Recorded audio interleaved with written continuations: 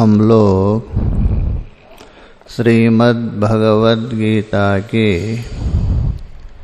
6वें अध्याय को लेके विचार कर रहे। अभी तक भगवान ने ये बता दिया आसन किस प्रकार बिछाना, और उसके बाद उसमें बैठ के क्या करना चाहिए, क्यों साधना करना, ये भी बता दिया। और शरीर को किस प्रकार रखना है, बिल्कुल स्थिर है, ये भी बता दिया। और उसके बाद ये जो कुछ विशेषण बताया योग साधन के, ये सब बताने के बाद आगे बता रहे साधक के लिए कुछ आवश्यकता, जो आहार है, विहार है, निद्रा आदि, उनको बताने जा रहे। देखिए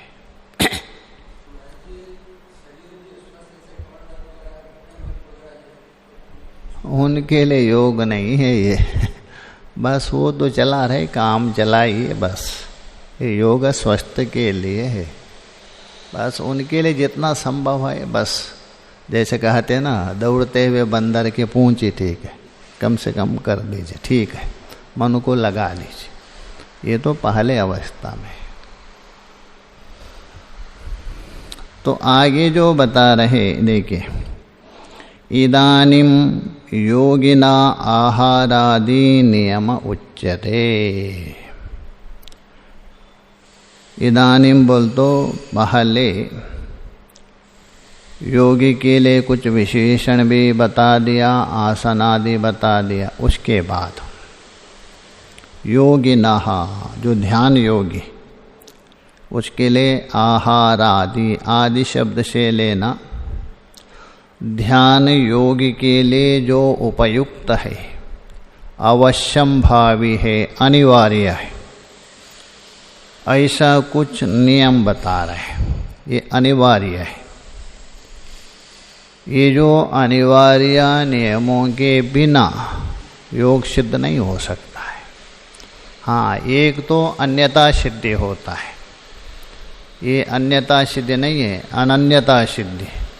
जानते हैं ना, अनन्यता सिद्धित्वे सति कार्य पूर्ववृत्ति, जो कारण है। तो इसलिए यहाँ आहार है, विहार है, शयन है, ये सब बताने जा रहे। देखिए साधक के लिए 16वां श्लोक देख लीजिए। पहले आहार को लेके बता रहे। नात्यानस्तस्तु योगोस्ते न चैकान्ता मनस्नतः न चाति स्वप्नशीलस्य जाग्रतो नैव चार्जुन न अति अस्नतस्तु। अति अस्नतस्तु बोल तो अत्यधिक खाने वाला। ज़्यादा यदि खाएंगे तो क्या करेंगे, बस आलस्य आएगा, बस सो जाएंगे बस। एक संत थे, कोई कहा थे, वो जो भोजन में जाते थे साथ में खटिया ले जाते थे। बोलते भोजन करेंगे, खटिया डाल के वही सो जाते थे, साथ में ले जाते। इस नाम खटिया बाबा पड़ गया। जहाँ खटिया डालेंगे वही सोएंगे बस। तो इसीलिए अत्यधिक भोजन करने वाले हैं, वहाँ योग संभव नहीं है, क्योंकि शरीर में आलस्य है, प्रमाद है, निद्रा है, सब भोजन के कारण आता है। आप देख सकते हैं भोजन का अनुसंधान करके। भोजन करने के बाद देख लीजिए एक नशा चढ़ जाता है, और उस समय में बुद्धि काम नहीं करती। तो यदि अधिक खाने से नहीं संभव है। अच्छा, इसका मतलब बिल्कुल ना खावे ये भी नहीं है। न चाहा एकांतम, एकांतम बोल तो बिल्कुल, बिल्कुल खाना ही नहीं, तो वो भी योग नहीं कर सकता है। थोड़ा बैठेंगे गिर जाएगा।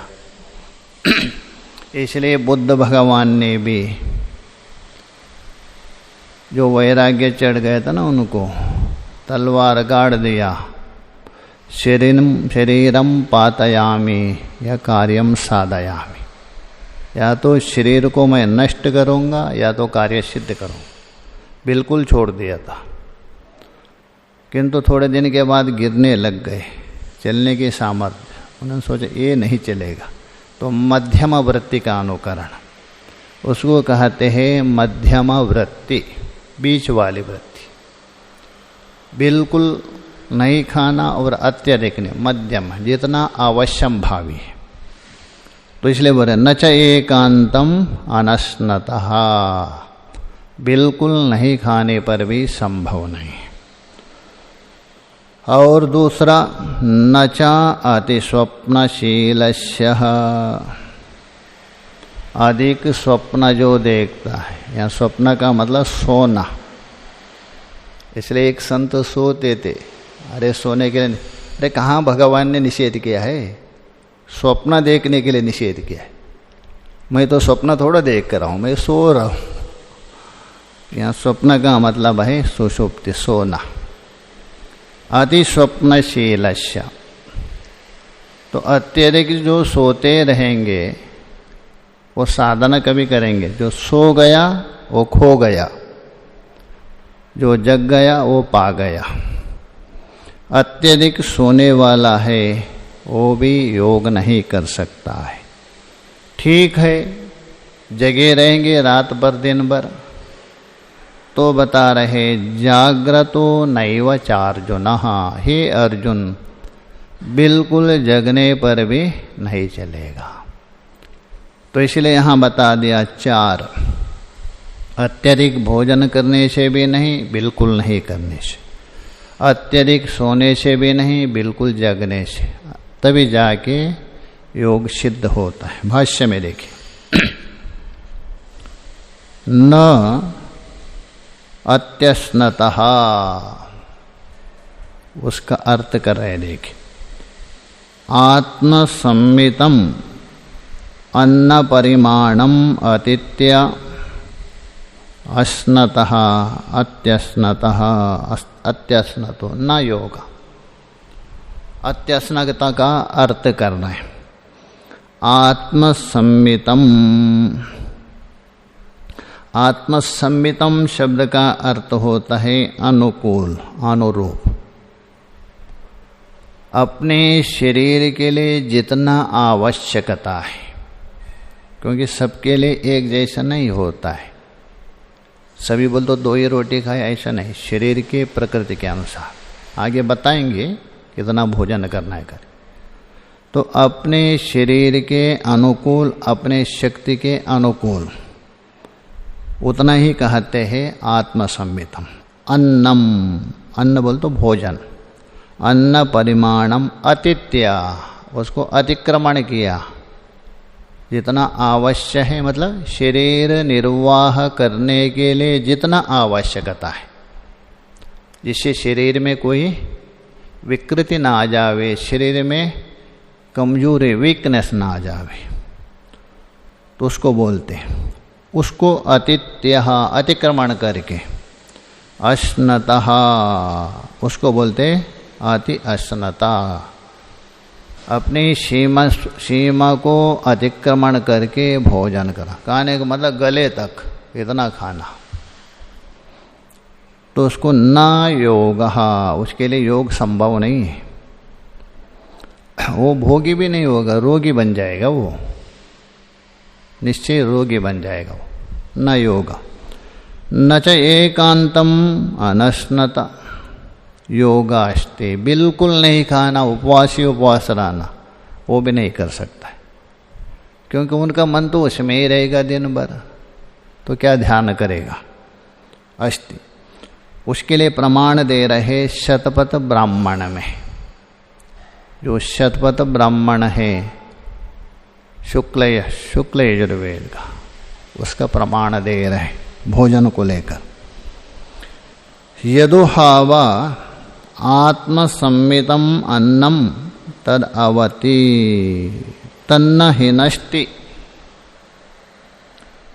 यदुहावा बोल तो जो निश्चय ही है, आत्मसंमितम अन्नम, आत्मसंमित बोल तो अपने शरीर के लिए जितना आवश्यक है उतना है, अपने के लिए अनुकूल हो, केवल आवश्यक नहीं अनुकूल भी, आगे बताएंगे।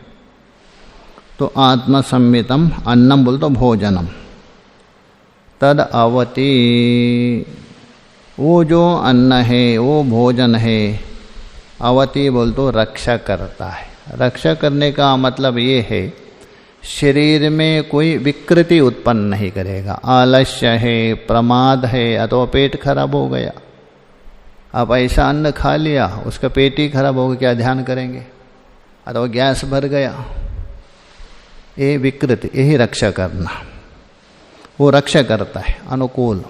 अवति तन्न हिनष्टि, ये भोजन उस साधक को कष्ट नहीं देता। हिनष्टि बोल तो हिंसा करना अर्थ नहीं लेना यहाँ, उसको पीड़ा नहीं पहुँचाएंगे। पीड़ा का मतलब साधन में बाधक नहीं बनेगा, साधक का बाधक नहीं बनेगा, अनुकूल बनेगा, यही ना हिनष्टि।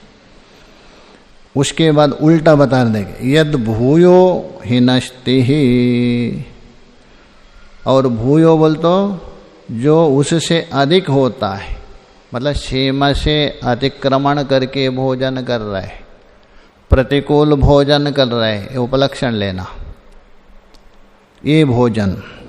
तो भूयो हिनष्टि, भूयो बोल तो अत्यधिक जो भोजन है आपको कष्ट देगा।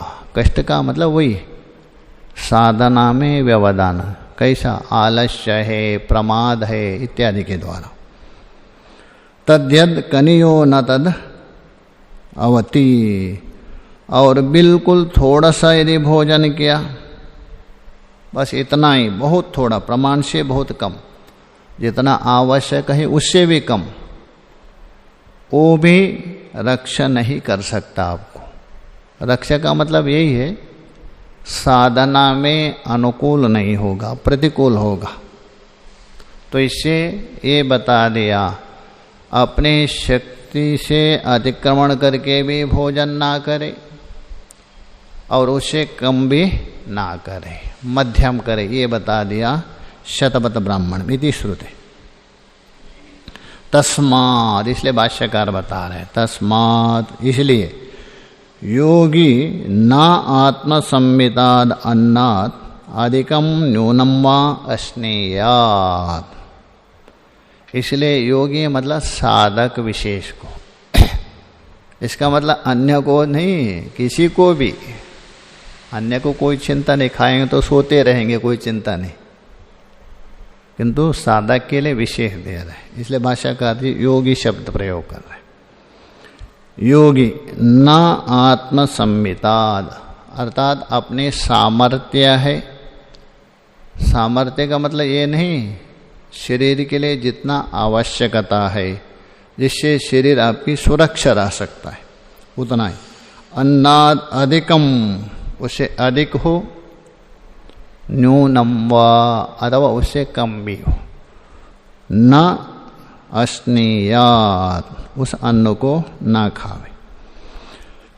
अथवा आप कैसा निर्णय करेंगे कितना खाना चाहिए, ये तो बता नहीं सकता है ना। एक सोचेंगे मैं इतना खाने से तृप्त होगा, तब तक हम तृप्ति नहीं, इतना अवश्य है।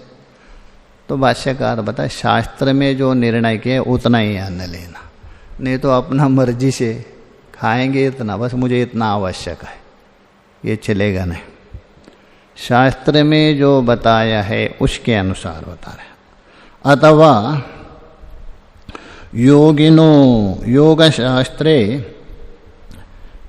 परिहि पठिताद अन्न परिमाणाद, अथवा योग शास्त्र है अथवा साधना में साधना को बताने वाले जो भी शास्त्र, स्मृति में भी आया है, आगे उदाहरण देंगे गौतम स्मृति का, पुराण में भी आया है, जहाँ जहाँ साधना का प्रकरण आया वहाँ वहाँ भोजन आदि का वर्णन किया।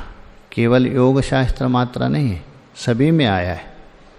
इसलिए लेना योग शास्त्र मतलब साधना प्रतिपादन करने वाली जो भी शास्त्र, उन शास्त्र में परिपटिताद उसमें जो पढ़ा है, उसमें जो बताया है। कौन? अन्नः परिमाणात्, साधक के लिए कितना खाना चाहिए, किस समय में खाना चाहिए, ये सारा बता दिया। उससे अतिमात्रम अश्नतो योगो नास्ति, उससे अधिक खाने से योग नहीं है। ऐसा तो एक जगह में ये भी आया है, अष्टग्रासो मुनिर्भक्षा, मुनि के लिए 8 ही ग्रास खाना चाहिए। इतने बड़े बड़े नहीं, ग्रास बोल तो इतने छोटे, ये दिखाएंगे मैं 8 ग्रास खाएंगे, पूरा भर के मुंह में ऐसा पकड़ के खावे, ऐसा नहीं, 8 ही ग्रास खाना है। इसलिए एक संत था, उनका नियम था, उसके 4 ही रोटी खाना है, ज़्यादा नहीं खाना। किंतु रोटी इतनी बड़ी बड़ी क्योंकि 4 ही खाना है मुझे, और छोटी रोटी हो तो बहुत खाना पड़ेगा ना। नियम था कितना? 4 रोटी खाना। ऐसे यहाँ बता रहे, अष्टग्रासो मुनेर्भक्षा षोडशारण्यवासिनाम, जो वानप्रस्थ है ना, उनके लिए 16 ग्रास का विधान किया है। सन्यासी के लिए केवल 8 ग्रास है और क्या 8 ग्रास विधान है, शास्त्र का विधान है। और षोडशा अरण्यवासिन, अरण्य बोल तो वानप्रस्थ। और 32 गृहस्थस्य, गृहस्थी के लिए 32 मतलब 32 ग्रास। तुम काम करना पड़ेगा ना उनको, उनके लिए 32 ग्रास बढ़ाते जा रहे। देखिए 8, 16, 32, किंतु डरना नहीं। यथेष्टा ब्रह्मचारिण, ब्रह्मचारी के लिए यथेष्टा है, छूट दिया है, उनके लिए खा सकते। ऐसा भी आया, यथेष्टा ब्रह्मचारिणम, ये बता दिया। इसका मतलब यथेष्ट ये नहीं है शरीर जितना आवश्यक उतना। तो आगे बता रहे, देखिए शास्त्र में बताया हुआ जो भोजन है उसी विषय में एक स्मृति का यहाँ उल्लेख कर रहा है। गौतम स्मृति है। गौतम ऋषि ने बता दिया है भोजन कैसा करना चाहिए, कितना करना चाहिए करके। ये जो बताया ये भी एक स्मृति का ही है, अभी मैंने बताया। उसको भाष्यकार जी ने उल्लेख नहीं किया, मीमांसक में उल्लेख किया है। उक्तम ही मतलब साधक को जैसा भोजन करना चाहिए उसका नियम क्या है, उस विषय में कहा है। कहाँ कहा? गौतम स्मृति में। अर्धम अशनस्य सव्यंजनस्य तृतीया मुदकस्य तो वायो संचरणार्थम तो चतुर्थम अवशेषये, ये नियम है। अर्धम अशनस्य सव्यंजनस्य, जैसा मान लीजिए आपकी भूख है, उसको 2 भाग में विभक्त कर दीजिए। भूख 2 भाग में, उसमें आधा जो है सव्यंजनस्य अशनस्य, सब्जी आदि के सहित भोजन, आधा पेट खाना है बस, पूरा नहीं, यहाँ तक आधा, सब्जी दाल भोजन सब मिला के आधा पेट सव्यंजनस्य। तो उसके बाद आधा जो बचा है उसमें 2 भाग कर दीजिए। आधा तो आपका सब्जी भोजन भर गया, तो आधा खाली है ना, उसमें 2 भाग। तो तृतीयम मोदकस्य तो, और उसमें 1/4 है वो जल के लिए रखना चाहिए। तुरंत भोजन करते हुए जल नहीं पीना चाहिए, थोड़ा सा भले है, ज़्यादा नहीं पीना, निषेध किया। भोजन के बाद आधा 45 के बाद, उसके बाद जल पीना चाहिए। अथवा ऐसा मानते हैं भोजन से पहले आधा घंटा जल पी सकते। तो इसलिए बोल रहे तृतीयम बोल तो 1/4 उदकस्य जल के लिए, वायु संचरणार्थम तो चतुर्थम, बचा हुआ 1/4 अवशेष है। जैसा मान लीजिए किसी हांडी में दही है, उसको आपको मंथन करना है। अच्छे प्रकार से मंथन कभी होगा यदि फुल एकदम पूरा भरा है हांडी में दही, मंथन करें तो क्या होगा, उफान आएगा, नीचे गिर जाएगा, माखन नहीं निकलेगा, उसमें बाहर है। उसी हांडी में आधा आपका दही है, आराम से मंथन कर दीजिए और बीच बीच में जल भी डालते हैं, तभी जाके बढ़िया माखन निकलता है। तो वैसे ही यहाँ नहीं बता दिया है, वायु खजेना, वायु रूप रश्मि है, अग्नि रूप मतनी है, अन्यत्र बता दिया है। जैसे मंथन करने के लिए क्या रश्मि और मतनी होती है ना, उसके दही को मंथन करते हैं। यहाँ रश्मि कौन है, वायु, और जो अग्नि है अंदर वो मतनी है। उसके द्वारा मंथन होने से उसका अणिमा भाग है ऊपर आता है। छांदोग्य में आपने सुना होगा, अन्नमयम मनः आपोमयः प्राणा तेजोमयः वाक् करके। तो इसलिए बोल रहे संचरणार्थम चतुर्थम अवशेषयेत, इस प्रकार इत्यादि परिमाणम ये गौतम ऋषि ने बता दिया। तो कहने का मतलब है आप जितना रोटी खा सकते उसके आधा रोटी खा लीजिए, ये नहीं 2 ही बोल के।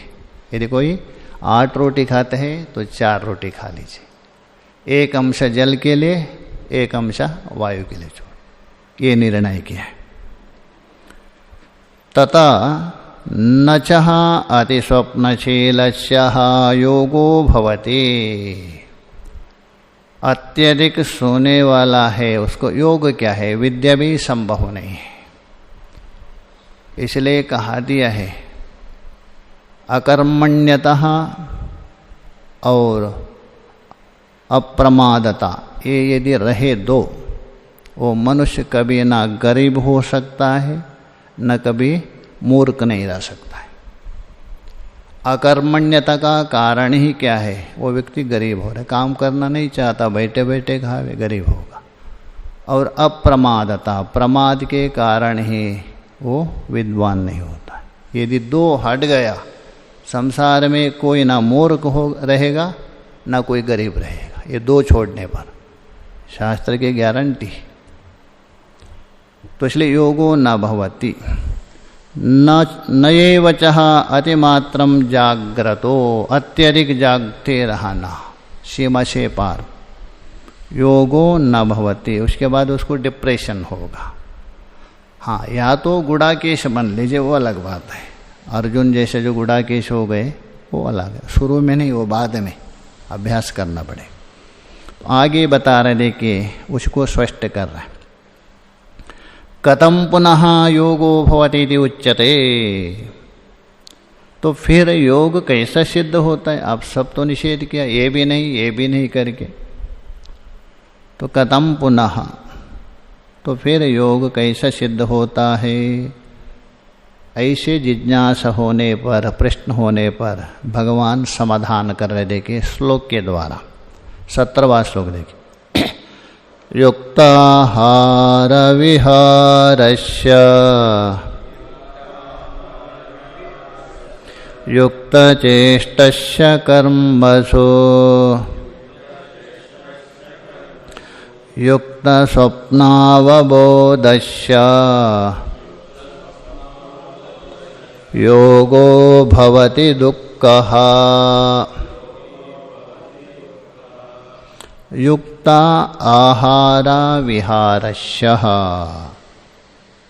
युक्त बोल तो नियमित, आहार बोल तो भोजन भी क्या है, नियमित होना चाहिए। दोनों में भी जितना खा रहे आहार उसी समय में, समय भी एक निर्धारित होता है, समय का भी व्यतिक्रमण नहीं होना चाहिए, और नियमित भोजन। और विहारस्य, विहार का मतलब जो भ्रमण आदि जो हो रहे, जितना आवश्यक है शरीर के लिए अनुकूल उतना भी, इसलिए कहा दिया खाओ छको मत और चलो थको मत, बोलो भको मत। चकना अलग होता है, खाना अलग होता है। बस इतना ही खाओ, चको मत, और भी और बोलो उतना ही बोलो, बको मत बक बक बक बक करके। और चलो थको मत, इतना थक गए आप गिर जाएंगे तो नींद आएंगे, ऐसा नहीं, उतना ही होना चाहिए। तो युक्त आहार विहारस्य, ये सीमित होना चाहिए, एक निर्धारित होना चाहिए। युक्त चेष्टस्य कर्मसु, जो भी कर्म है उन कर्मों में यथा योग्य चेष्टा, व्यापार, आप जितना कर सकते उतना ही, उससे अधिक नहीं है। अत्यधिक कर्म करते लगे इधर उधर, वो साधना क्या करेंगे, दिन भर उसमें लगे रहेगा, वो उससे नहीं होगा। इसलिए युक्त चेष्टा, व्यापार सीमित होना चाहिए, निर्धारित। कर्मासु युक्त चेष्टस्य और युक्त स्वप्नावबोधस्य, समय में सोना और समय में जगना। ऐसा नहीं एक दिन उठे 3 बजे, दूसरे दिन उठे 6 बजे, ऐसा नहीं। और एक दिन सो गया 9 बजे, दूसरे दिन सोए 1 बजे, नहीं, बिल्कुल समय में। 5-10 मिनट भले इधर हो, नहीं तो नियमित होता है। सूर्य उदय देखिए समय में होता है। हाँ, जैसा ये बढ़ेगा उत्तरायण दक्षिण थोड़ा थोड़ा अंतर होता है। तो युक्त स्वप्नावबोधस्य, स्वप्न बोल तो सोना, अवबोध बोल तो जगना। ऐसे जो है योगो दुक्खः भवति, इस प्रकार का जो योग है दुखों को नाश करने वाला होता है। संसार रूप दुख है, उसको नाश करने वाला। अब देखिए, इसी श्लोक को लेकर विचारकों ने कुछ विचार भी दिया है। जैसे दिन में कितना है, पूरा 12 घंटा, 24 घंटा है ना, उसको 4 भाग में विभक्त करो, 6 का 4। उसमें युक्त आहार विहार और युक्त चेष्टा है, उसके लिए 12 घंटा हो गया।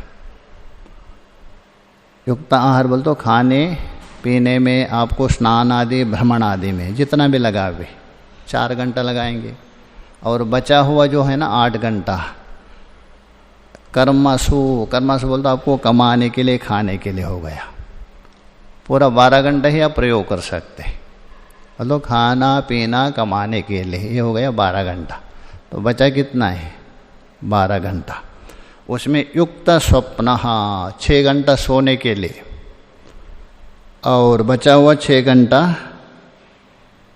अवबोधस्य, जगने के लिए नहीं। जगना मतलब यहाँ ध्यान समाधि के लिए, वही जगना, जग कर गप्पा लगाना इसके लिए नहीं। जगने का मतलब 6 घंटा साधना। तो 6 घंटा साधना के लिए, 6 घंटा सोने के लिए, बचा हुआ जो 12 घंटा है वो कमाने के लिए, खाने के लिए। इस प्रकार विभाजन किया है विचारकों ने। भाष्य में देखिए, युक्त आहार विहारस्य, आहार का अर्थ कर रहे, देखिए आहार्यते इति आहारा। आहार्यते बोल तो आहरण किया जाता है, ग्रहण किया जाता है, वो आहार। मोटे तरफ से हम लोग आहार बोल तो भोजन मात्र मानते, ये नहीं। छांदोग्य उपनिषद में जो 7वें अध्याय में भूम विद्या का निरूपण किया था, किसने, सनत कुमार ने नारद जी को। अंतिम में जाके सत्व शुद्धो, आहार शुद्धो सत्व शुद्धि, अंतिम में ये बता रहे, आहार शुद्धो सत्व शुद्धि, ये उपदेश कर रहे अंतिम में। आहार का मतलब आहार लिये थे, आहार सभी इंद्रियों के द्वारा हम आहार ले रहे, ऐसा नहीं खा रहे। आंख के द्वारा रूप को ग्रहण कर रहे, वो भी युक्त होना चाहिए। कान से शब्द सुन रहे, वो भी युक्त होना चाहिए, केवल भोजन मात्रा नहीं। आहार का लक्षण भोजन मात्रा, जो जो हम ग्रहण कर रहे सब सीमित होना चाहिए, ये आहार का। इसलिए भाष्यकार यहाँ भी देखो, आहार्यते इति आहार, आहरण किया जाता है। यहाँ अन्नम मतलब विशेष रूप से भोजन। विहरणम विहार, विहरण बोल तो पैरों के द्वारा जो भ्रमण करते हैं, टालना, विहार। तौ युक्तो नियत परिणाम मतलब एक सीमित परिमाण है, अवश्यम भावी उतना है। यश्य जिस साधक का, उसको बोलते हैं युक्ता आहार विहार। तथा युक्त चेष्टस्य, युक्त बोल तो नियत चेष्टा, कोई भी आप चेष्टा करते हैं, व्यापार करते हैं, व्यापार मतलब क्रिया कर्म, एक सीमित होना चाहिए, एक नियम से बंधा हुआ, इतने से इतना करना है करके। यश्य जिसका, उसको बोलते युक्त चेष्टस्य, सब साधक के साथ लेना। कर्मसु किसमें, जो कर्म है उनमें उचित चेष्टा करना। ततः युक्त स्वप्नावबोधस्य, युक्त का मतलब संयमित नियमानुसार, युक्तो स्वप्नाचा अवबोधाचा तौ, नियमानुसार सोना, समयानुसार जगना, यही युक्त है। तौ नियत कालो, भाष्यकार जी बोलते हैं नियत कालो, बेसमय में नहीं, समय समय में। यश्य जिसका, उसको बोलते हैं युक्त स्वप्नावबोधस्य योगिनः। यश तस्य युक्त आहार विहारस्य युक्त चेष्टस्य कर्मसु युक्त स्वप्नावबोधस्य। एक वाक्य बना रहा है, पहले एक एक पदों की व्याख्या किया, उसके बाद पूरे वाक्य का तात्पर्य अर्थ बता रहा है। युक्त स्वप्नबोधस्य योगिनो योगो भवति दुःखः, वो जो योग है, दुःखः बोल तो दुखों को नाश करने वाला योग होता है। दुख का मतलब है संसार रूप दुख है, उसका उच्छेद करने वाला योग होता है। दुःखानि सर्वाणि हन्ति इति दुःखः, आध्यात्मिक, अधिदैविक, अधिभौतिक, तीनों प्रकार के दुखों को हनन करता है वो योग। सर्वाणि प्रयोग कर रहे, सर्व संसारा दुःखः क्षयकृत योगो भवति, निचोड़ के बता रहे, जो संपूर्ण संसार रूप दुखों का नाश करने वाला है, क्योंकि दुख है संसार। देखिए यद्यपि संसार दुख नहीं है, दुख का निमित्त है वो, सुख दुख तो आपके अंदर है, संसार एक निमित्त बन गया, इसलिए संसार को दुख कहा दिया। तो संसार रूप दुखों को नाश करने वाला वो जो योग सिद्ध होता है, प्राप्त होता है। इसलिए यहाँ जो चेष्टा है, आहार विहार, ये बिल्कुल होना चाहिए। और अन्यत्र भी यहाँ विचार किया है विचारकों ने, 4 प्रकार का, 15वां अध्याय में तो बताएंगे, पचाम्यन्नम चतुर्वेदम करके, उससे अतिरिक्त विचार किया है विचारकों ने। एक भोजन होता है सौगंध्य, पृथ्वी तत्व को लेकर सुगंध युक्त, जल तत्व को लेकर होता है सौरस्य, और अग्नि तत्व को लेकर होता है सौरूप्य। देखने के बहुत सुंदर होता है, आपको इच्छा नहीं तो भी आप खाएंगे। ये तीनों भोजन निषेध किया है योगी को। चौथा जो भोजन है सौहित्य, सौहित्य का मतलब वो भोजन करने के बाद आपके अंदर कोई विकार ना हो, आपके मन में कोई प्रभाव ना पड़े, ऐसा सौहित्य भोजन करना चाहिए। ये सौहित्य भोजन बता दें, तो ये भोजन को ही स्वीकृति दी है। आगे देखिए, अतः अधुना कदा युक्तो भवति इति उच्यते। अब यह बतलाते ही ये साधक पुरुष है, योगी पुरुष है। कब युक्त बोल तो समाधिस्थ होता है, वो जो समाधिस्थ होता है कब, उसको बता देंगे। यदा विनियतं चित्त आत्मन्नेवावतिष्ठते निस्पृह सर्वकामेभ्यो युक्ता इत्युच्यते तदा। यदा, यदा मतलब जिस समय में, विनियतम चित्तम, विनियतम बोल तो विशेषेण, अत्यंत वशीभूत हुआ आपका चित्त, थोड़ा नहीं छोटा मोटा, बिल्कुल आपके अधीन हो गया, बिल्कुल आपने कंट्रोल किया, ऐसा विनियतम चित्तम। अच्छा, विनियत करने के बाद क्या किया? आत्मन्नेवः अवतिष्ठते है, अर्थात उस चित्त को अपने स्वरूप में अथवा परमात्मा में ही लगाया, अनात्मा में नहीं। पहले उसको आपने चित्त को कंट्रोल किया, वशीभूत किया, वशीभूत किया हुआ चित्त को आत्मा में अथवा परमात्मा में ही लगाया, बिल्कुल चिंतन में। यदा तो तदा, यदा तदा का संबंध है उस समय में। सर्वकामेभ्यो निष्पृहा, कामेभ्यो बोलतो भोगेभ्यो विषयेभ्यो, काम्यन्ते इति कामः, संपूर्ण भोग है उन भोग से अथवा विषयों से। निष्पृहा बोलतो लालसा से रहित होता है, किसी में भी लालसा नहीं, किसी के प्रति इच्छा ही नहीं है, क्योंकि मन तो उसमें लगा दिया। ततः युक्ता इत्युच्यते, उस समय में वो युक्त मतलब समाधिस्थ परमात्मा में स्थित वाला कहते हैं उस समय। भाष्य में देखें, यदा विनियतम चित्तम, उसका अर्थ कर रहे विशेषेण नियतम संयतम, सामान्य रूप से नहीं विशेष रूप से।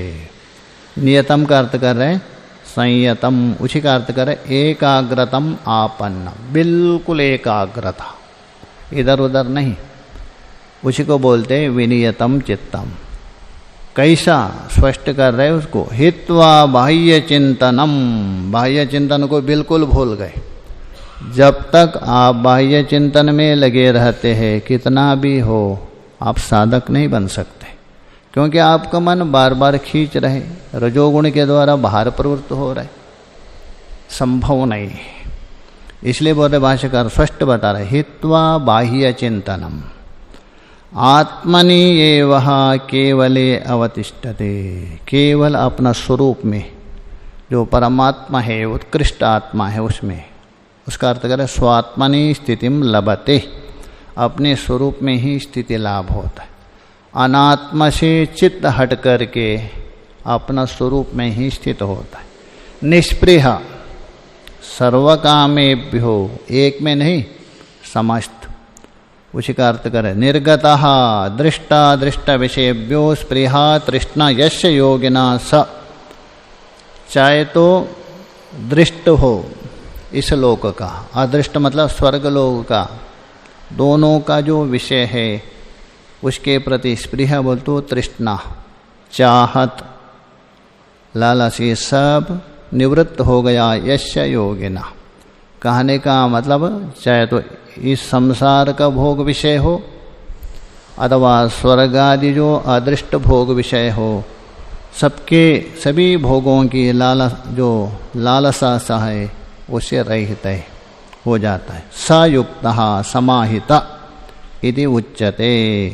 तदह तस्मिन् काले, ऊपर प्रश्न किया था ना, तो किस समय में साधक समाधिस्थ होता है? तो उस समय में वो समाधिस्थ हो जाता है अपने स्वरूप में, ये बता। आगे का विचार आगे का।